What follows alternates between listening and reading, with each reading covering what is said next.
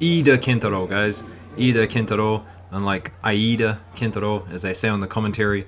He's a great judoka, up and coming star, and I'm really excited that he took gold at the Hungary Grand Slam.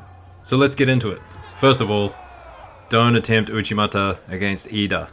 Not even Haga Ryunosuke can throw Iida with Uchimata, but look at this defense.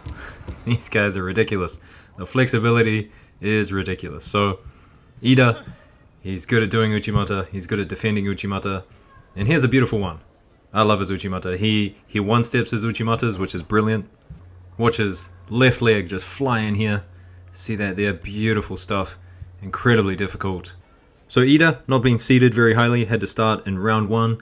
It's not too often you see someone go from round 1 all the way to the gold medal contest and win it. So we've got a lot of footage to look at. And look at this Uchimata. This is something Morale does as well. We'll have a look again. So leading with the back foot. Leading with the back foot, my inclination is to put the right foot in first. But doing it this way, I think it generates a bit more power, and it's a bit more deceptive as well. Really nice. Left versus right. Give it a try. Lead with the back leg, not the front leg.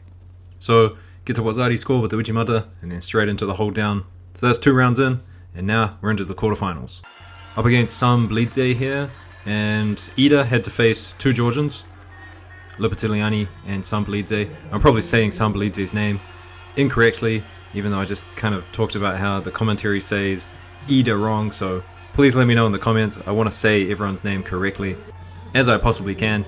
But yeah, the 2 Georgians definitely giving Iida the biggest problems, and Sam Blidze, he was doing well to defend the Uchimata early on. This sequence here doesn't lead to a score, but I just want to play it again because look at the footwork from Iida.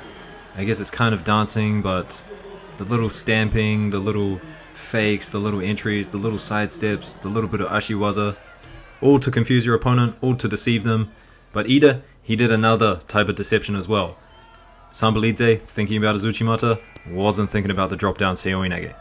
So Iida wins the quarterfinal with a Wazari, and now we're into the semifinal, and this is amazing. So we're going to watch this in its entirety. Probably one of the greatest Ippons of the tournament, although I've found some pretty spectacular ones. Stay tuned for the top Ippons video, guys, but this one here,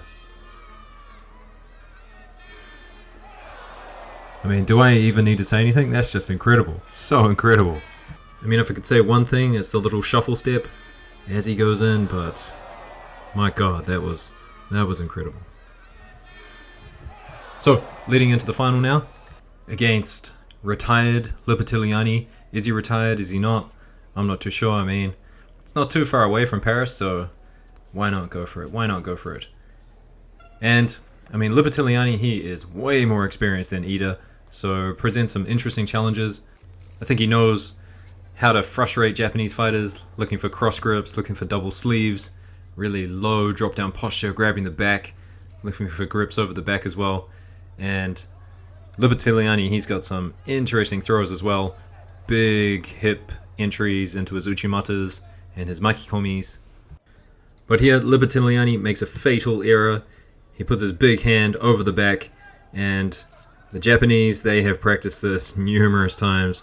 This is the classic Ochigari with the belt grab or around the back.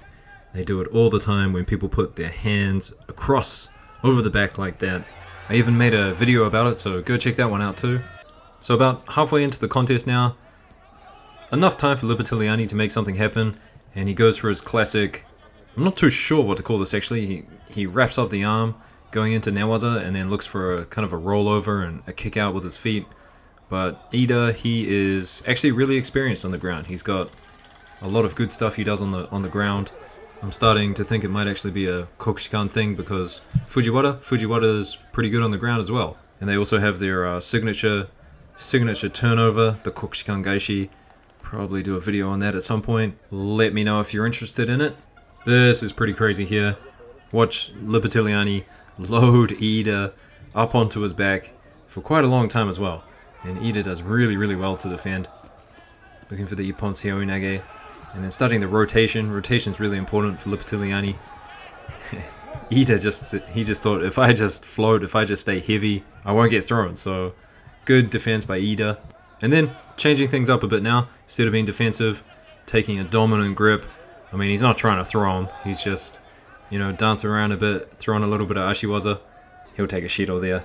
And last attempt by Libertiliani. And as I said at the beginning of the video, you're not going to throw Iida with Uchimata. He's too good at it. He knows the ins and outs like nobody else. So that's it, guys. Let me know what you think about Iida Kentaro, and I will see you guys in another video. Peace out.